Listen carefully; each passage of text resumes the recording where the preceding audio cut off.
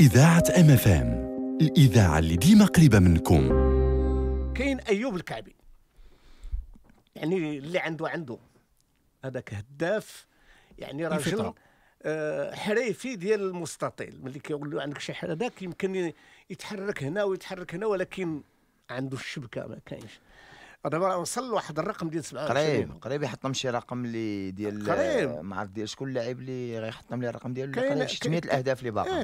كاين فارس عنده 36 هو 28 هو عنده 28 والكعبي تجاوز بصير تجاوز صلاح الدين بصير في 27. وشوف دابا بصير شحال لعب في ليكيب ناسيونال، والكعبي اللي كانوا فترات متقطعه وما كانش رسمي في شحال من مناسبه ما كانش رسمي ايوب الكعبي، وتتشوف دابا بانها قرب بقات 100 الاهداف على الهداف الاسطوري ديال المنتخب الوطني السي احمد فارس اللي نتمنوا له الشفاء العاجل. وتتشوف ان ملي تتشوف ايوب الكعبي كيف قال السي ابو سال عنده داخل مربع العمليات تعرف كيفاش يسجل.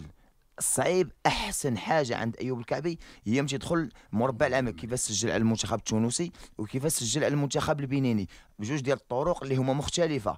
كيفاش جايه الكره روتري، كيفاش بانه بلاصه الكره في المرمى ديال الحارس ديال المنتخب التونسي، وتنشوفوا ضد المنتخب البنيني ضربه مقاسيه كيفاش سجل بها اللي تطردنا الايام ديال كريستيانو رونالدو. وفي الشان وثم في جميع المسابقات كينوع، سجل باليسرى باليمنى بالراس بطريقة مقلوب في وضع مقلوب ديال كريستيانو رونالدو مقصية بالكوتسيز وكل شيء. هذا ولا وماشي هو المهاجم الصريح اللي كان في السنوات الماضية.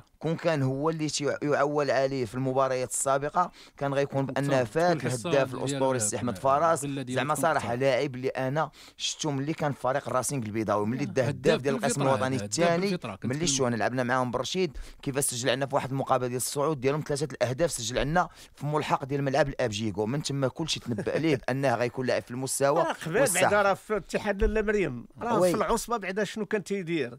هذا ما كاينش يعني مفتون مفتون يوصل الكره. راه كاين حتى الاخ ديالو هو اللي تزوج عاوتاني كهداف ديال القسم الوطني الثاني، وانتقل النهضه البركانيه عاوتاني غادي بطريقه ديال الاخ ديالو ديال ايوب. نعم، نستمعوا لايوب الكعبي يتحدث عقب المقابله ديال البناء وكيف سجل هدف، ولكن هذا اختار انه يعطي ظهره الحارس المرمى، يعطي ظهره وفي وضع مقلوب ويسجل. يعني بدل ما يكون في المواجهه يسجل في وضع مقلوب، واحد ضربه مقصيه هذه كاينه واحد الجماليه.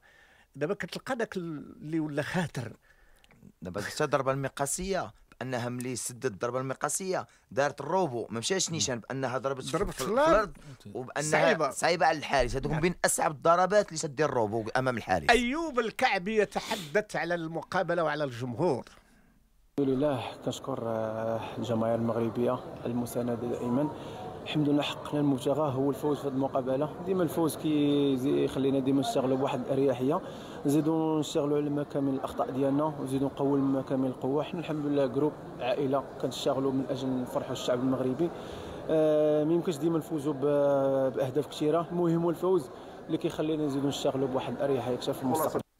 يعني جوج ديال المقابلات اكيد اللاعبين كلهم غادي يكونوا استفدوا، اللي لعبوا واللي ما لعبوش. حنا عندنا اللائحه شكون اللي لعب شكون اللي ما لعبش، وحتى الدقائق ديال كل لاعب شحال لعب، وثم 19 ديال اللاعبين اللي جرب اللي عاود جرب وليد الركراكي. يعني الاستفاده هذا من نشوفوا من الزاويه اللي كيشوف منها ايوب الكعبي. جوج المقابلات اش غادي نكونوا استفدنا منهم؟ استفدنا في الشيء الكثير، استفدنا من الاخطاء ديالنا.